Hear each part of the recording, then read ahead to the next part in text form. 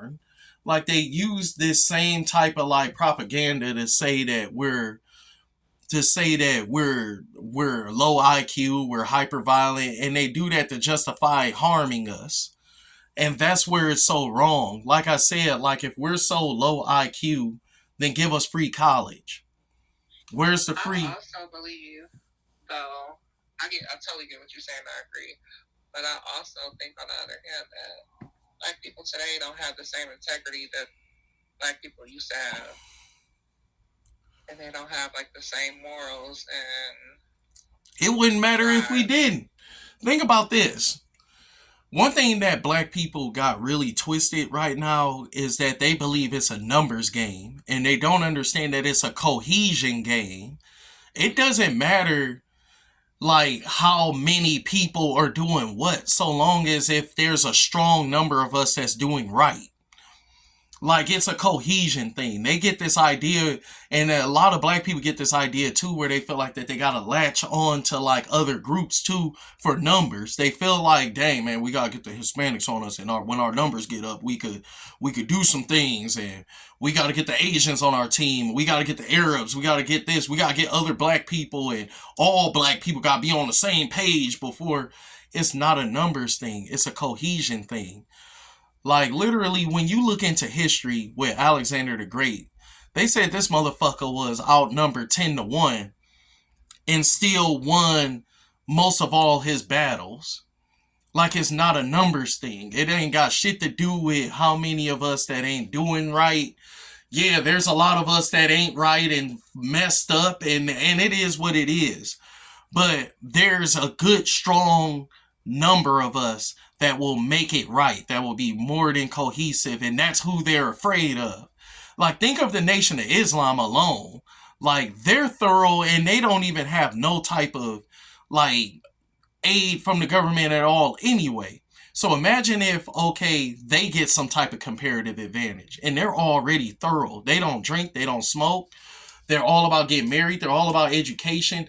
When have you ever heard about something crazy or suspect happening with the Nation of Islam? And that's just a small group.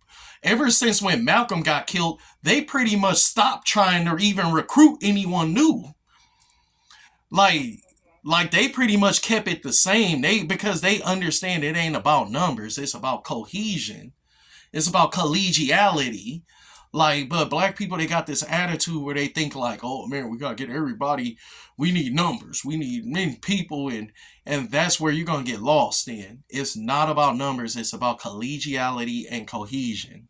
That's all it is.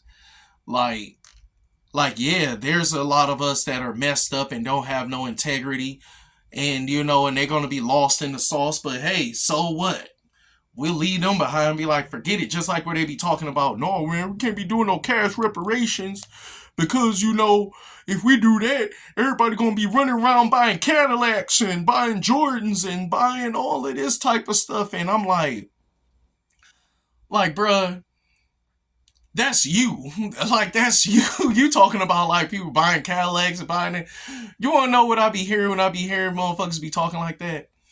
It's basically like they're saying, like, no, man, don't give me that money because I know I'm going to mess it up. You just projecting. Like, I know I ain't going to go off and buy Cadillacs and Jordans with my dang money, but you trying to project what you going to do. You trying to tell me that you going to be like, yeah, man, don't give me that money. Please don't give me that. Like, I'm going to mess it up. Please, I'm going to mess it up. Like, I'm on drugs. I'm an alcoholic. I'm a trick. Like, man, I'm going to mess it up, man. I'm going to mess all that money up and everybody going to laugh at me. Like, I'm gonna be on Shade Room, the first black dude who messed up his reparations right here. That's all it's gonna be, man. People gonna laugh at me, man. Don't give me all that money, cause I'm gonna mess it up, or I'm gonna probably be dead. No lies, some black people are probably gonna be dead within a year if they did get their reparations money. Cause some of them are probably gonna be picking up all type of crazy habits. Some black women probably gonna die on a plastic surgery table in some dang third world BBL like hospitals. Some dudes are gonna probably end up missing, going off, probably being a passport bro, tricking and getting kidnapped maybe or something. And like don't get it twisted. Some of maybe even a lot of them are going to be lost. But like I said, it's not a numbers thing. It's a cohesion and a collegiality thing. Like they're afraid of the ones that who are gonna be like, yo, let's start our own bank. If they were to actually give us our reparations, imagine if we had enough money to even rival the Federal Reserve, where we were to create like our own black economic funneling system, like with a centralized black bank. A centralized black bank that only circulates the reparated dollar. Like, imagine that. Like, they're afraid of that. They're afraid of the blacks that might come up with something like that. They ain't talking about, yeah, man, give you reparations. They're going to buy some Jordans. And no, they're afraid of that. Because, like I said, the number one educated group in America is black women. Black women.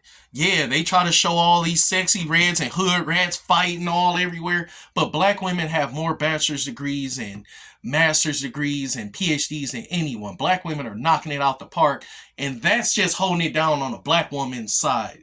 The black male side is the dang Nation of Islam. The Nation of Islam, imagine if all of them got their money. How much of a threat that would be to the whole entire establishment. And everyone in between that's outside of that, yeah, they probably end up being tricks and probably be just messing their money off. But I put all my full force. If I were to get my reparations money and I were to die, I would have it all go to black educated women or the Nation of Islam, and that would be it. Like, I wouldn't even have it come to my family. I'll be like, because my family probably be on some nonsense too, you know. But yeah, like, but it's just the bullshit for me. That's what really gets me with it, you know. But heck yeah, it's just crazy out here.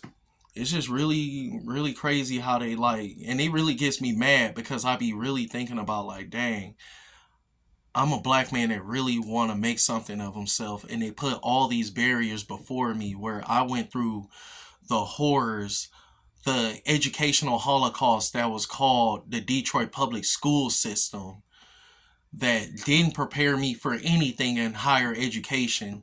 Then I had to spend untold amounts of money just to re-educate myself to be able to go to a university from the dang like junior college level.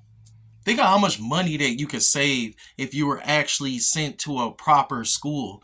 And then keep this in mind, Detroit was ran by all black people, black oligarchs.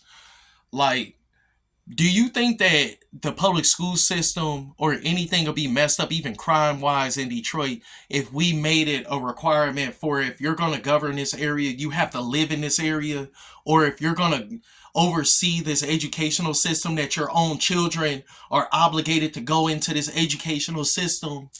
Think about this. And people talk about a lot of times when they talk about race and they don't understand that it is really classism. And racism, white supremacy is just a tool, it's just a buffer tool to keep us from seeing that it's about class. And in order for us to deal with classism, we have to first deal with racism, white supremacy, because they will put certain blacks in charge just to keep other blacks down. They will be like, hey, look, we'll give you more money, you're gonna be successful, but you gotta manage. You got to mitigate black success in this area. That's your job as a black leader. Think about it. Name a black ran political structure in America or even in the world. Like, go to Africa. Think about it. It's nothing but black folks there. Go to the Caribbean. It's nothing but black folks there. But it's still struggle there. And the reason why is because these black people are put into power to mitigate black progress. They're made to mitigate, like, okay, like, you know, hey, we're keeping you in charge, Matumbu, you know, so you could keep all these black people in this area down. Same thing. We keep, you know, the Kwames and the black Americans in charge of these black cities that's struggling in charge in order to keep it messed up, to keep it less police, to keep the educational level messed up, because they looking at it like, yeah, we're going to be liberal about the educational system only because You know, like I ain't gotta live here. Yeah, I'm gonna be easy on crime because I don't have to live in this area. I'm gonna be liberal and easy on education because my kid ain't going to this school. Heck, if you made them have some type of skin in the game, things would change. Mm-hmm. Yeah, people, man, is yeah, you ain't got me talking.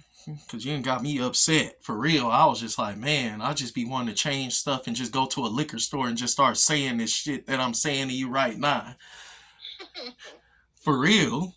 I be feeling like that. Like I want to go to a day and like just cause I know I can't do it off social media. I know off of social media the algorithm is gonna like get me, and I gotta be what the algorithm want me to be. And it's just like I gotta do it grassroots. I be thinking about like, man, I'm gonna just go to a liquor store one day and just start talking. Just like how Fard Muhammad and Elijah Muhammad first started off. That's how the nation started off. They used to go to bars and liquor stores and just talk to the alcoholics and get them, you know, to understand. And they was listening. Then they moved up to churches, schools, all type of stuff. That's how the Nation of Islam became something. They started off, you know, going to the liquor stores and going to the bars, going to the grocery stores and stopping people from eating pork and drinking and all that type of stuff. Like, hey man, I know you drinking that bottle, but listen to my word for a minute. You know, this stuff is just crazy. You know, heck yeah, Mm-hmm. yeah. This stuff just